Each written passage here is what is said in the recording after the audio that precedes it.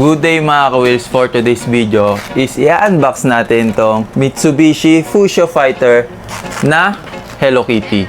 So syempre, bakit nga ba Hello Kitty ang kailangan natin? Dahil dito sa ating diorama at sa collection natin.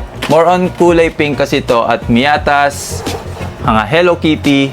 At tingin ko, bagay na bagay itong Hello Kitty na to para dito sa diorama. Pero bago yan, husgahan muna natin itong gawa ni GCD na Mitsubishi Fuso Fighter at kung babagay ba dito sa diorama. Kaya naman tara, unbox natin. Let's go! Alright, eto na nga pala ang Mitsubishi Fuso Fighter 10/24/2017 at nakalagay si Hello Kitty. 164 scale nga pala siya, so mukha lang malaki pero ganyan talaga yung kanyang scale, 164. I think true scale naman to. Alam din naman ng mga viewers ko na mahilig tayo sa mga pink na collection. At yun nga yung mga sasakyan natin. Ito nga palang Mitsubishi Fuso na to ay gawa ni GCD at first time ko magkaroon ng GCD na model. Sana hindi tayo madismaya. Pero nagustuhan ko naman siya. Check natin.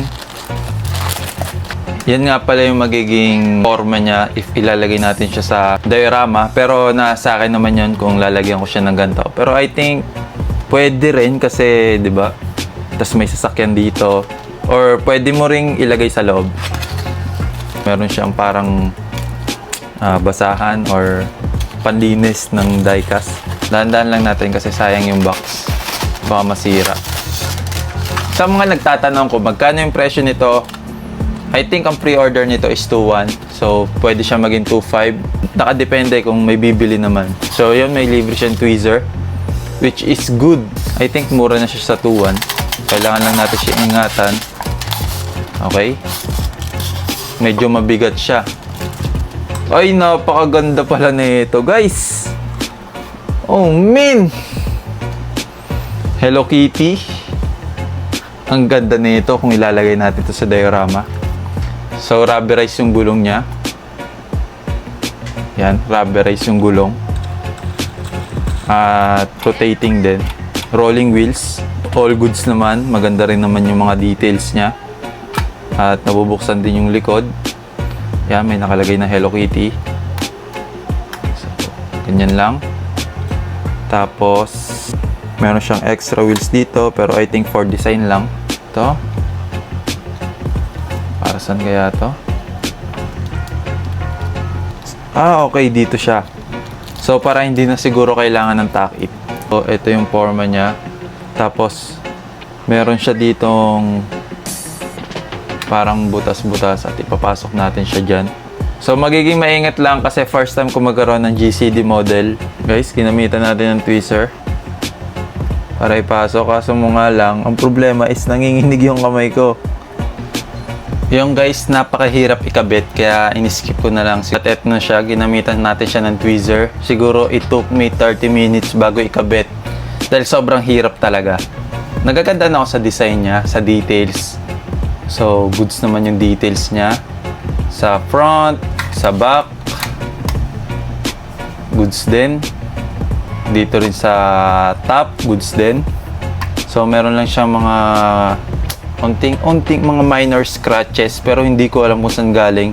Pero I think hindi naman galing sa akin yung scratches na yan. At dito naman sa side. Goods din. Okay. So, onting linis lang mamaya. Rolling wheels. Katulad ng sinabi ko kanina. Rolling wheels. I-check ko rin to. Kung naaangat ba to. I think naaangat naman yan. So, yun nga pala guys. Try natin gawin yung nakaganto. At itatry natin kung paano. Try natin. Gagamitan natin ng tweezer. Ito yun guys. Hindi lang masyadong kita. So, yan siya. Hilahin natin. So, yun. Nalabas na natin. Yung isa naman. Yun. Tapos ilalabas natin. Bali, ganyan nga pala yung magiging forma niya. So, I think babawasan ko to. Siguro kailangan ko lang istag-isa. So, bali ito guys, kukuhain natin at ilalagay natin dito. Bali yung siya yung nakasampa. Kasi ang hali naman, gitnang-gitna siya. So, di ba guys? Kaya ikabit na natin. Bali, ito na ang Hello Kitty natin na GTR R34. At siyang ilalagay natin dito. Pero bago yan, titingnan muna natin pagkakasya natin.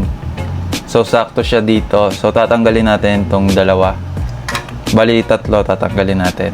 Bali, nag-gets na natin yung purpose, no? Yung pala yun, kaya kailangan detachable pala to. Bali, yung remaining pieces, kailangan natin ibalik dito. Kasi, syempre, di ba? Alam nyo na, guys. Na natin ibalik yung remaining pieces.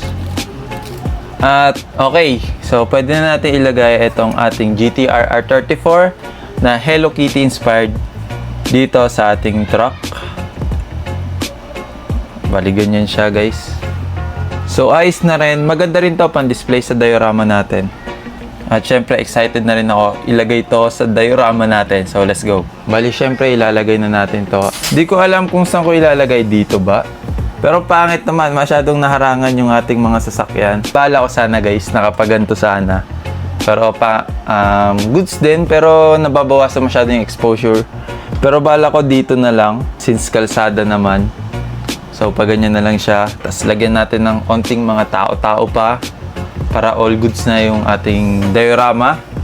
At I think bagay naman siya, guys. Lalo na yung ating truck at yung R34 natin na Hello Kitty. Goods naman siya for me. I think lagyan natin siya ng figure para hindi naman masyadong boring. Natin siya ng figure. May mga kulang pa tayo. Kulang pa tayo ng mga motorcycles, fire hydrant. Di ko alam kung ano pang kulang kong accessories. Pero for me, goods na rin naman siguro yan. I think all goods na naman siguro itong ating diorama. I think all goods naman yung ating diorama. Marami pang kulang, pero look at that, bro. Ayos na rin, malaki na rin yung improvements. Maganda yung ating Hello Kitty na Mitsubishi Fuso. All goods din. At tingin nyo, guys, ano pang kulang sa ating diorama para mas malagyan pa natin ng design. So tingin nyo, goods kaya itong truck na binili natin para sa ating mga Hello Kitty at mga pink na collection? Dito na lang. Peace.